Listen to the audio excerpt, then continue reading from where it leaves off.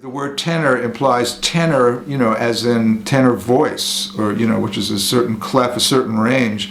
And it's a male voice, basically. And there's something about that resonates with me. I mean, it's comparable to my speaking/singing voice. And I think people can connect with that, and, provided that the music is expressive and compelling and, projecting in some sort of interesting way. And I've always been attracted to the great tenor saxophone players: John Coltrane, George Coleman, Sonny Rollins, Dexter Gordon, Sonny Stitt, Coleman Hawkins, Ben Webster, Lester Young, Gene Ammons, Wayne Shorter, Michael Brecker, on from there.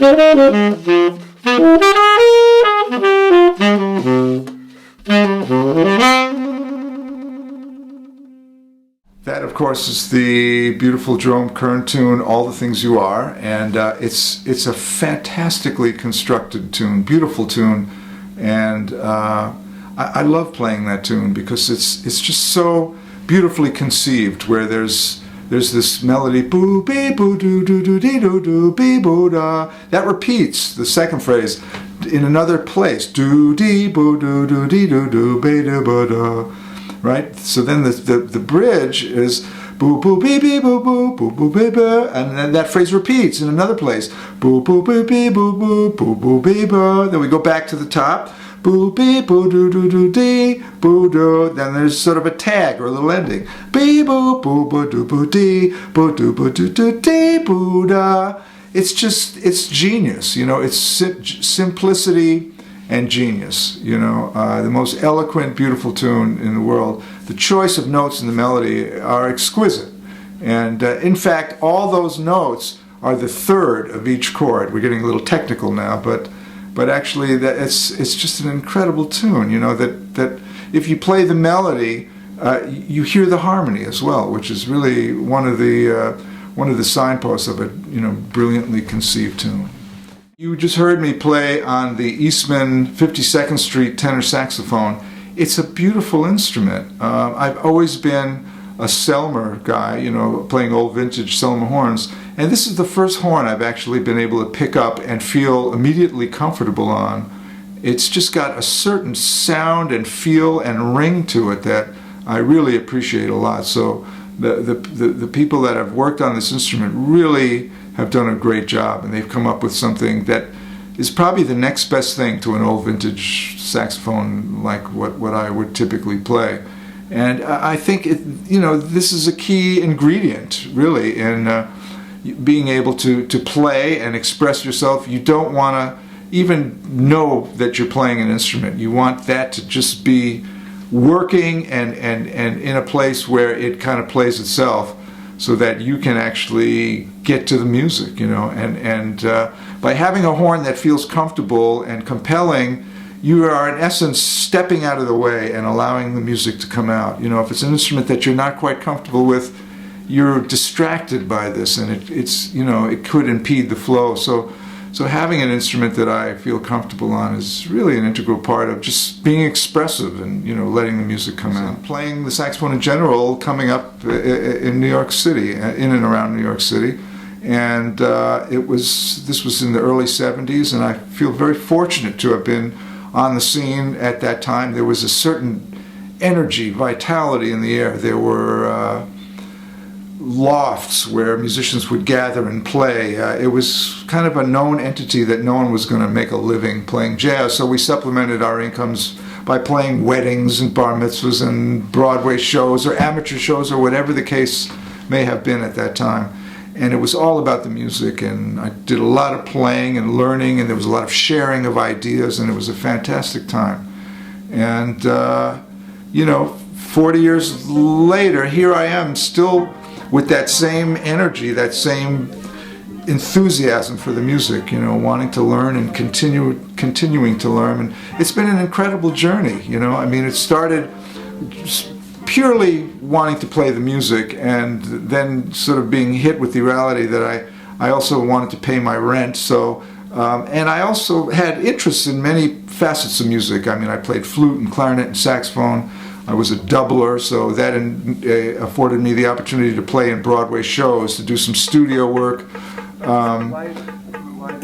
And all of this kind of informed and supported my true passion, which was playing the saxophone and playing improvised music on the saxophone and writing and arranging music. So I feel very fortunate to have had the opportunity to do these things over the years.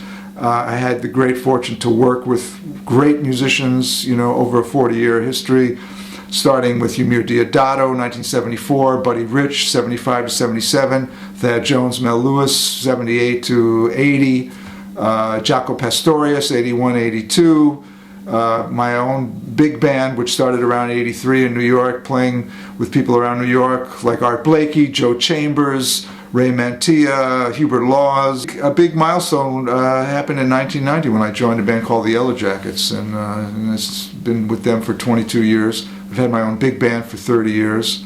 I've written for symphony orchestra, for concert band. I've written saxophone quartets. I've written etude books for saxophone. So I've been very involved with many different corners of music, and it's been so very interesting. And it doesn't end. That's the beauty of this. It just keeps going. There's always more things to learn, more things to do, and I'm so grateful to have trained in New York and spent the majority of my life in New York, and now I live in Los Angeles. 3.5 years ago, 2008, I took a teaching job at the University of Southern California.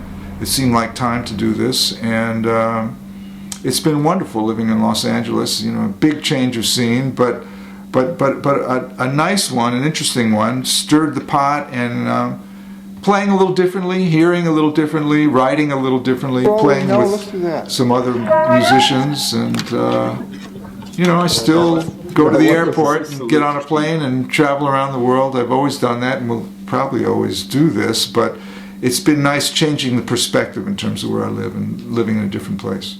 Playing any instrument on a high level, in this case the saxophone, really requires years and years of study, of listening, of absorbing, of playing, of pondering, of repertoire expansion, vocabulary development. All these things come into play, and it's taken me many, many years to get to the point where I am, and I feel like I have a good long distance to go yet. It's ongoing.